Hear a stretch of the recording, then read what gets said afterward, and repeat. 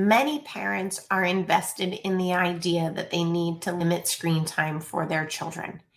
And while I think that this isn't a wrong idea, it's definitely coming from a good place because we know that we want our children to have exposure to a lot of different things in life, to learn how to be present, to participate in sports, to play with their friends, all of those things. And so some children have stricter rules imposed on them than others. Some children only get access after everything's done in the evening. Some children only get access on the weekends. Some children are able to earn screen time by completing things that they need to do.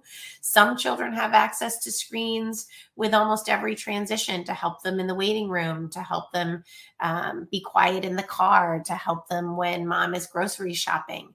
Every family is different. And I want to propose to you that I don't think that limiting screen time is actually the whole answer. And the reason I say that is that the recommendations for screen time are 1 hour for preschoolers that are co-viewed with parents and include educational content. For children under the age of 6, 2 hours of screen time. And for children above the age of 6, screen time imbalance with everything else that the child is doing in life.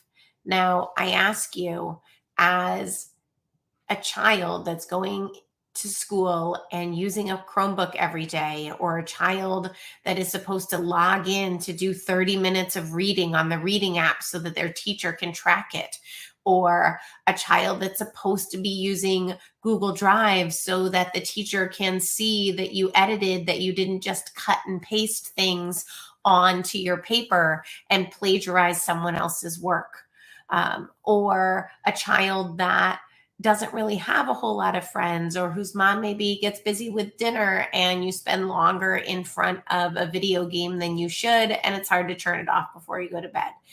There are a million reasons that kids are having more and more screen time, and the ability to stick to a 2-hour-a-day limit is actually very, very challenging, and becomes much more challenging as children get older and are expected to utilize technology more and more as a part of their education, when they're already doing it in their leisure time, or they're already going to Minecraft camps in the summer, or they're already, using mom's phone in the waiting room of the doctor. So how can we, instead of limiting screen time, rebalance the way that children are using their time throughout the day? And I'll give you a hint. It's not just the kids. It's definitely us as well. We are prone to checking our phones for one more thing, one more important phone call, one more email, one more text message with our friends to coordinate the next play date. So we're on our screens all the time as well. And we also don't know how to put that balance back in. So I want to challenge you to actually start by making a chart of how you and your child are spending your time throughout the day. Now, if your child's engaged in academics, then I want you to break that down into the amount of time that your child is utilizing a Chromebook in class versus the amount of time that they're spent engaging in kinesthetic and interactive learning games, for example. And this may just be a quick email to the teacher to try to gauge and start asking these questions. Some teachers will be using Chromebooks more than other teachers. Some teachers have tablets. Some teachers are using a lot of learning games. It really depends on the classroom that your child is in and the style of teaching that the teacher does. Also remind them that brain breaks and wiggle breaks that are played on a Promethean board or a smart board via video are still screen time opportunities within the classroom. Then in your home environment, do the same thing.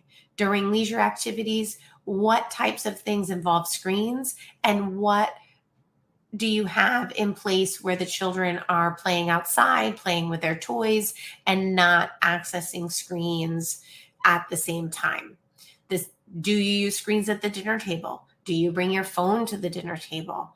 Do you have screens allowed in the bedroom? Are you using e-readers instead of regular books? These are all questions that only you as a parent can find out the answers to, and take stock of how much screens are really integrated into your life. And then ask yourself, and for me and my child, what can I do to create more white space? What can I do to create opportunities where my child is fully present and showing up for an activity or a chore or a family routine? Because I'll tell you, it's very hard for kids to sustain focus and actively plan and sequence daily routines that they're supposed to be doing if everything on the screen is done for them and all they have to do is react. So they're not responding, they're not thinking any deeper, or they're just reacting and attending to the next thing.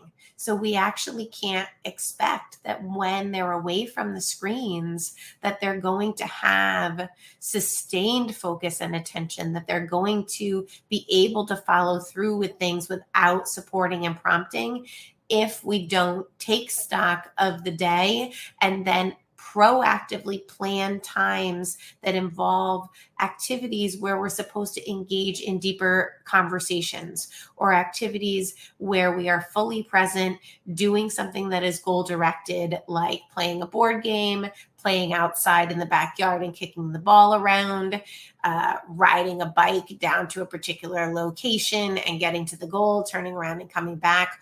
All of those are different ways to engage your child in goal-directed activities that promote brain growth, development, working memory, and build the foundations for executive function skills that your child will need to not just survive, but to thrive in a world of technology.